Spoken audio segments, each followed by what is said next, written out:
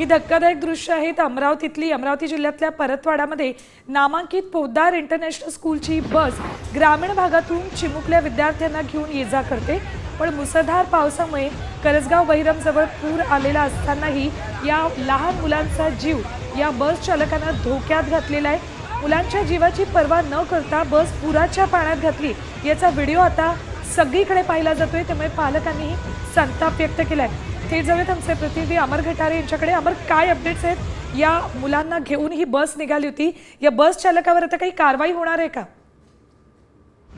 अजूनपर्यंत त्या बस चालकावर कोणतीही कारवाई झाली नाही। मात्र काही लोकांनी ज्या ह्याच्यात पोलिसात तक्रार केली आहे। ही जी स्कूल बस होती, ही स्कूल बस अमरावती जिल्ह्यातील परतवाडा येथील पोद्दार इंटरनॅशनल स्कूलची होती। ही नामांकित शाळा आहे आणि या नामांकित शाळेमध्ये अतिशय मोठ्या प्रमाणात फीस घेऊन जे आहे आपल्या पालकांनी या विद्यार्थ्यांना जो आहे प्रवेश दिला होता आणि मोठ्या प्रमाणात छोटे छोटे जे मुलं होते ते मुलं घेऊन ही स्कूल बस जात होती। मात्र अचानक त्या ठिकाणी एका पुलावरून पाणी वाहत असताना देखील मुलांची पर्वा न करता त्या स्कूल बसच्या ड्रायव्हरने त्या पुलावरून ती गाडी काढली आणि तो जो संपूर्ण प्रकार होता एका मोबाईलमध्ये कैद करण्यात आला होता। मात्र एका व्हिडिओमुळे हा सगळा प्रकार आता समोर आलेला आहे। धन्यवाद संपूर्ण माहितीसाठी।